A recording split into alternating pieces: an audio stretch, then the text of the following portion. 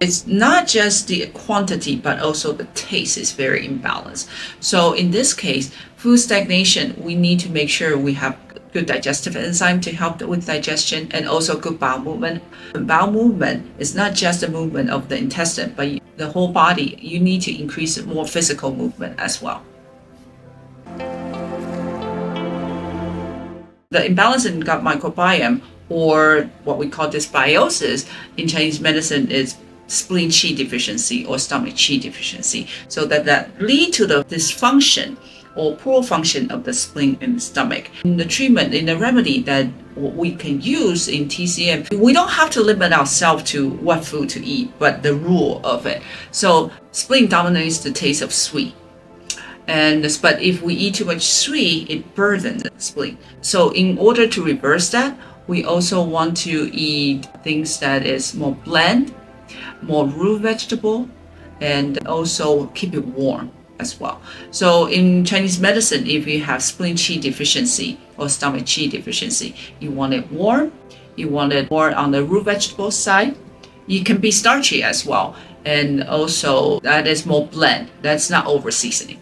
So diarrhea, it can be heat toxin caused by heat toxin or deficiency. So let's talk about the heat toxin first. The heat toxin, so the diarrhea caused by the heat toxin means that the heat toxin can lodge in the stomach or large intestine. So usually the diarrhea that's caused by heat toxin, it will be more like strong odor, stinky, and you probably have some burning sensation after defecation.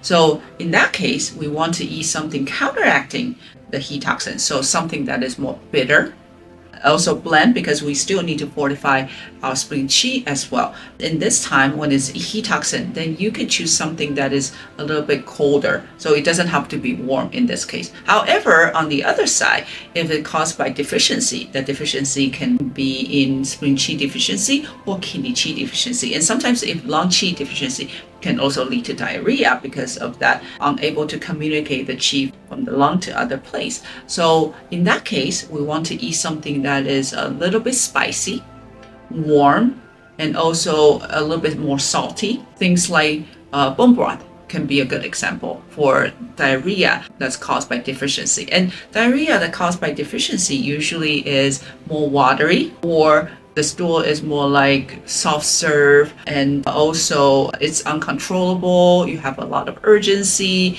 and you might even need to struggle with the diarrhea. Ginger in this case could be one of the examples that we use a lot in cold deficiency diarrhea.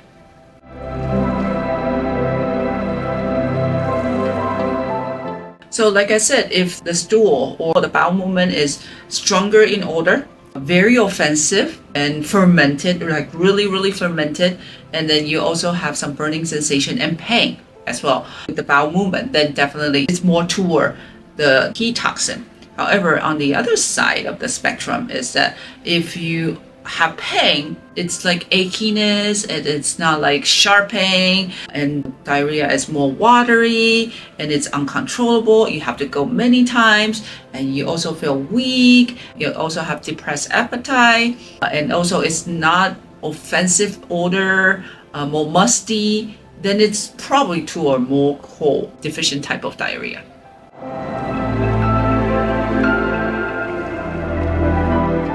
So constipation also, there's that heat toxin causing constipation and cold deficiency type of constipation. So the heat toxin constipation, usually it could be the chronic type with a lot of stagnation from the liver, from the lung qi, from infection that accumulate too much heat toxin in the body.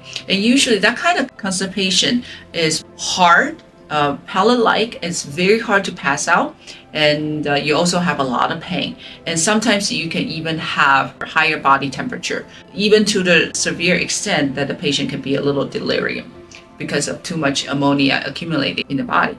However, on the other side of the spectrum, the cold deficient constipation usually happens in older patient with chronic disease, or patient that go through chemo, that the gut function is weak. So the peristalsis or the movement cannot catch up. And also in this case, you can have dry stool, may or may not have pain, and patients are usually weaker, And sometimes it could be constipation with diarrhea at the same time.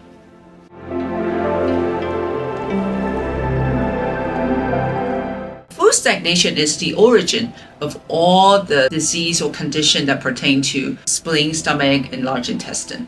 So a lot of time when we eat too much food or having food stagnation, it could be too much sweet, too much spice, too much sour, too much salty, too much bitter.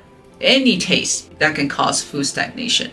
But now in America, a lot of time it's actually more too much sweet, too much fried, too much calorie, too much salty food. So it's not just the quantity, but also the taste is very imbalanced.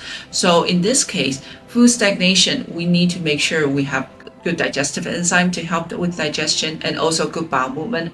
Bowel movement is not just the movement of the intestine, but the whole body. You need to increase more physical movement as well. If you like this video, please subscribe and follow me, and I'll see you soon.